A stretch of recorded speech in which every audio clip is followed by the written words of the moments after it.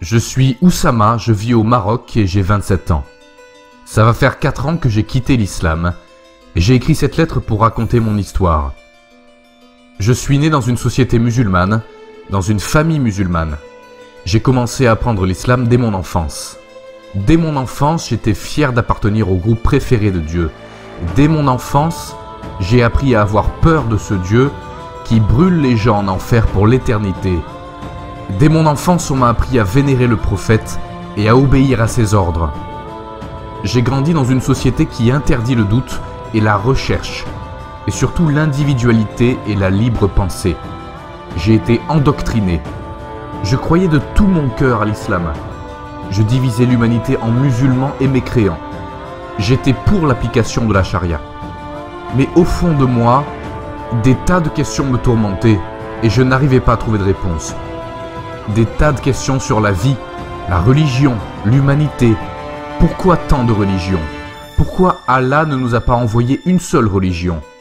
La Bible et la Torah ont été falsifiées et on trouve dans le Coran, en vérité c'est nous qui avons fait descendre le Coran et c'est nous qui en sommes gardiens. Coran 15, 9. Mais pourquoi Dieu n'avez-vous pas gardé ces livres aussi?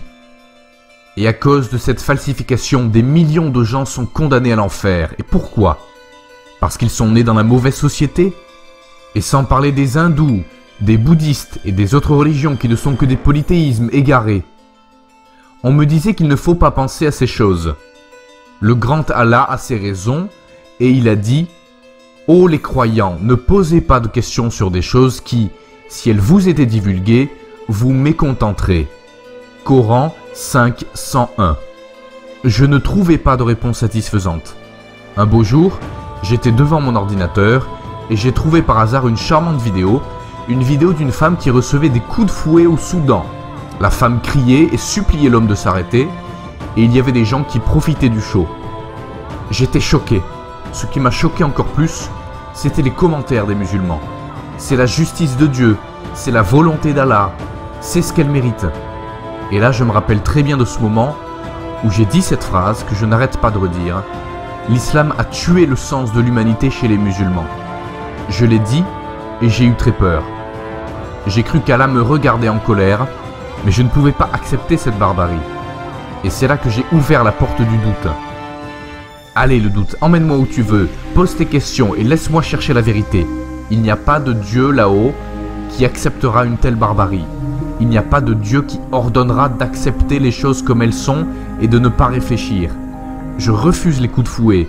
Je refuse la crucifixion. Je refuse d'arracher les mains du voleur. Je refuse la lapidation. Je refuse d'accepter cette barbarie et je refuse de dire que c'est la justice parfaite de Dieu. Ô Allah, montrez-moi de bonnes preuves pour croire à votre religion. Je cherchais et je découvrais que Mahomet n'était pas ce que je croyais. Ce gentil prophète qui ne voulait rien d'autre que sauver l'humanité. Cette image n'était qu'une illusion.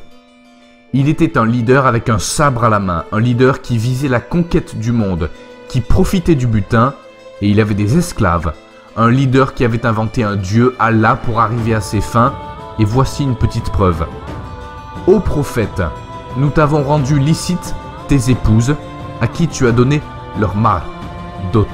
Ce que tu as possédé légalement parmi les captives ou esclaves qu'Allah t'a destinées, les filles de ton oncle paternel, les filles de tes tantes paternelles, les filles de ton oncle maternel et les filles de tes tantes maternelles, celles qui avaient émigré en ta compagnie, ainsi que toute femme croyante si elle fait don de sa personne au prophète, pourvu que le prophète consente à se marier avec elle. C'est là un privilège pour toi, à l'exclusion des autres croyants. Nous savons certes ce que nous leur avons imposé au sujet de leur épouse et des esclaves qu'ils possèdent, afin qu'il n'y eût donc point de blâme contre toi. Allah pardonne et est miséricordieux. Coran 33, 50. J'ai quitté l'islam et j'ai passé les 2 premières années à ne rien dire. Je savais très bien que personne ne me respecterait. Je jouais la comédie en disant devant la société des choses que je ne croyais pas. Mais je ne pouvais plus supporter de faire semblant d'accepter tant de conneries. Je ne supportais plus de dire « Oui, vous avez raison, il y a un complot mondial contre les musulmans. Les mécréants nous détestent. Ils demandent la liberté pour détruire l'islam. Oh, ce n'est pas possible, ils critiquent notre religion et blablabla.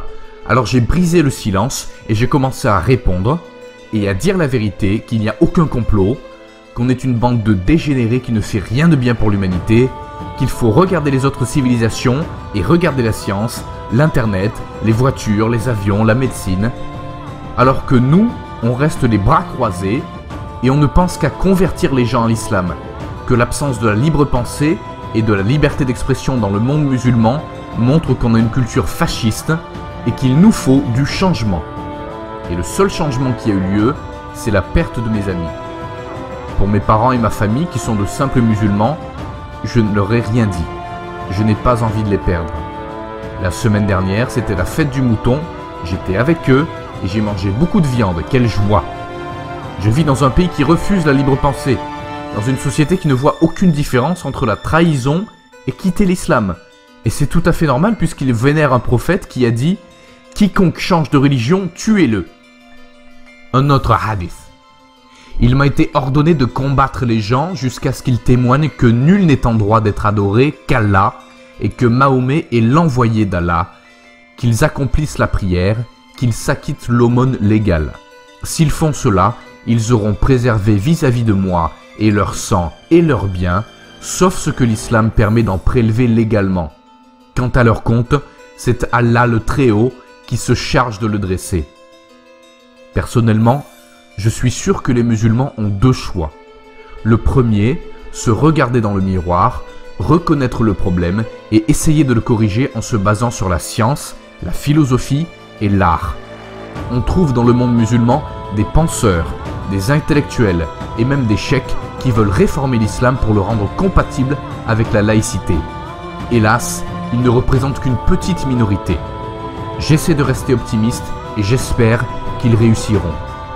Mais si les musulmans ne se rendent pas compte de la gravité de la situation, s'ils continuent à accuser le monde de leur sous-développement, s'ils n'assument pas la responsabilité, s'ils continuent à vivre dans le mensonge, à rêver d'un monde musulman parfait et sans aucune faute, cela signifie la chute du monde islamique.